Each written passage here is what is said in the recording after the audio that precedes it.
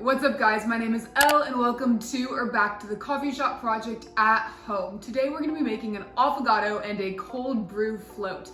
I first learned about these drinks when I was visiting the Starbucks Roastery Reserve back in February before all of this craziness hit, and that was really when I realized that I knew nothing about coffee and inspired me to create this whole project. I was there and I was reading about all of these drinks on the menu. I did a flight and I had no idea what any of it meant.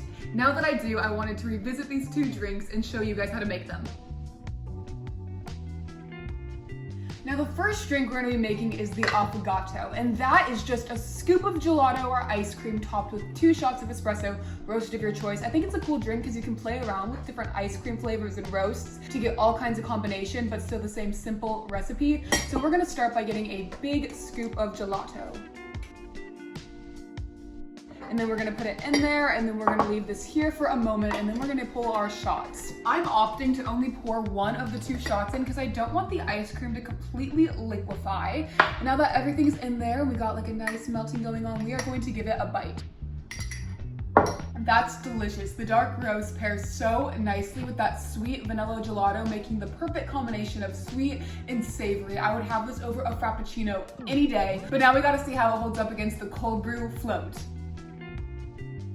Because these drinks are kind of summery and we're getting pretty well into the fall, I'm using the autumn maple coffee from Trader Joe's to make the concentrate for this cold brew. And you know that the ratio that I use when I make cold brew is 1 part cold brew, 3 parts water. And again, we're using my little 2-ounce thing, so it's gonna be 2 ounces of cold brew.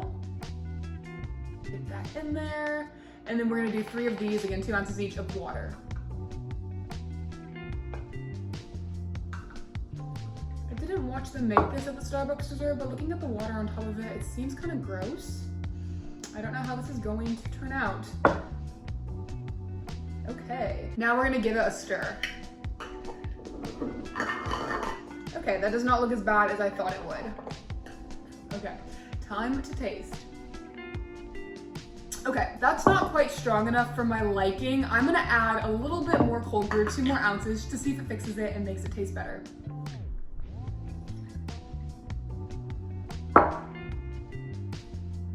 There we go. You see how it's getting darker?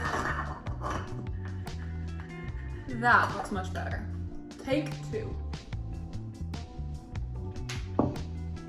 I prefer that significantly. It's a little bit stronger, and I love the maple notes with the vanilla ice cream. Perfect for fall, especially if it's a little bit hotter during this season where you live like me, but the affogato still takes the cake. And that is all I have for this little tutorial. If you followed along at home, let me know in the comments below how yours turned out, and I will see you somewhere else on the internet. Bye guys.